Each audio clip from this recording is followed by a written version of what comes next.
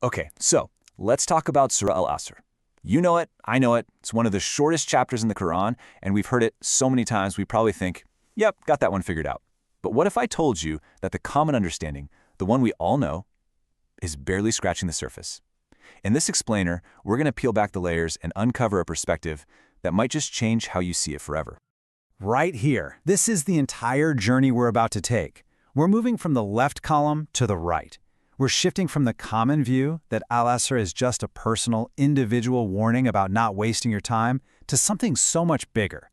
We're going to see it as a powerful, collective call to action, a call for purified individuals to come together, to unite for a massive shared mission. Honestly, this one shift in perspective, it changes everything. So how in the world do we make that leap? Well, the key, the absolute game changer, is to stop looking at Surah Al Asr in a vacuum.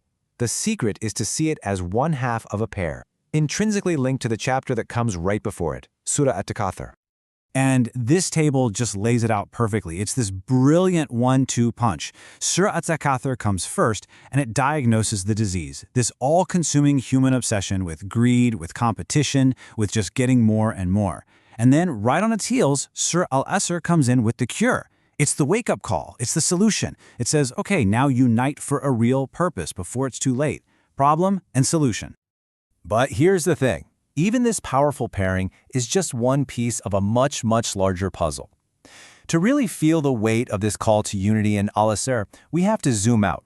We need to see the entire journey the Quran lays out to prepare a person for this exact critical moment. And that journey has a name. It's a process called tazkiyah, which you can think of as the purification and development of the self. And this isn't some random self-help journey. No.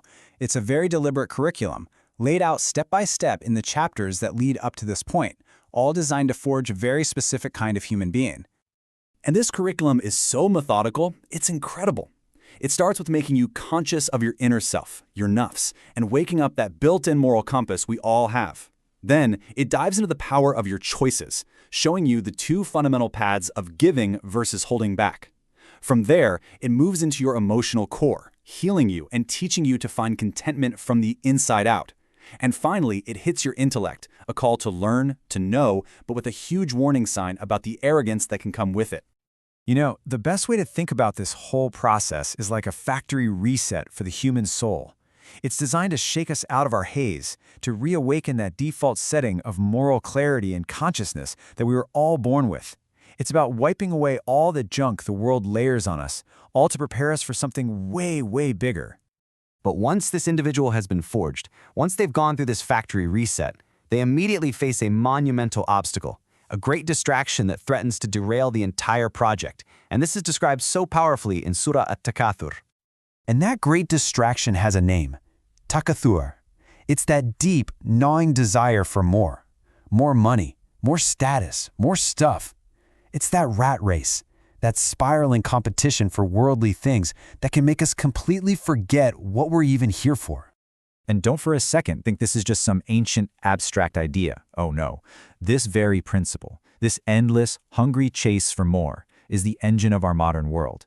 It's what has fueled a global financial system that's literally resulted in over $350 trillion in government debt. It's a system built entirely on takathur, and it's a bubble that, sooner or later, has to pop. And the ultimate tragedy of being caught in this trap of takathur is that it completely messes with our sense of what's valuable. As the source material puts it so powerfully, if you spend your life valuing money over the one thing you can never get back, time, the moment you reach the grave, that's when you'll finally understand the devastating loss you've suffered. And it's right here, at this point of crisis, after diagnosing this disease of greed, that Surah Al Asr enters the scene like a bolt of lightning. The focus suddenly and dramatically shifts from the internal struggle of one person to a powerful, urgent collective calling. This brings us to a massive realization. All of that inner work, all that purification, as absolutely crucial as it is, was never ever meant to be the final goal. It was just boot camp. It was the training ground to get you ready for the real mission. So that begs the question, right? After you've gone through this whole factory reset, after you're morally aware, emotionally stable, and intellectually awake, what do you do with it? What's the next logical step? Where do you go from here? Surah Al Asr answers that question with a blueprint. But listen, this isn't the to-do list for one person working alone. These 4 things are the essential pillars for building a strong, unbreakable community. You need a shared worldview, you need to be doing constructive things together, you need to hold each other accountable to what's true, and you need to be resilient together when things get tough. So, okay, you've got these purified, factory reset individuals, and you've got the 4 pillars to bring them together and make them strong. But unite them for what? What is the ultimate purpose? What is this collective mission they're being called to? And this is what reframes the entire chapter. That famous, thunderous warning about being in loss, it's not just about you as an individual wasting your personal time. No, the loss is so much bigger than that. It's a warning to the entire community being called to the mission. The loss is the failure of the entire mission if its members stay scattered, distracted by greed, and fail to unite. The Quran gives this ideal community an amazing name, Bunyanan Marsus. It means a solid, cemented structure. And the metaphor is just perfect. Think about it. You can't build a strong wall with broken, crumbling bricks. It's impossible. First, you need strong, purified individuals, the bricks. Then you bring them together, cemented by those 4 pillars, to create something powerful enough to actually build a just social order. So at the end of the day, this whole trajectory we've been following, from that first flicker of self-awareness all the way to the call in Surah Al Asr, it's all about this one epic transition. It's a movement from internal, individual work to external, collective impact. That is the mission. And so that leaves us with a really deep question to sit with. We spend so much time and energy on our personal development, on our own spiritual and moral growth. But is that growth staying locked inside of us? Or is it actually translating into collective good? Are we just becoming better individuals in isolation? Or are we coming together to actually build a better world?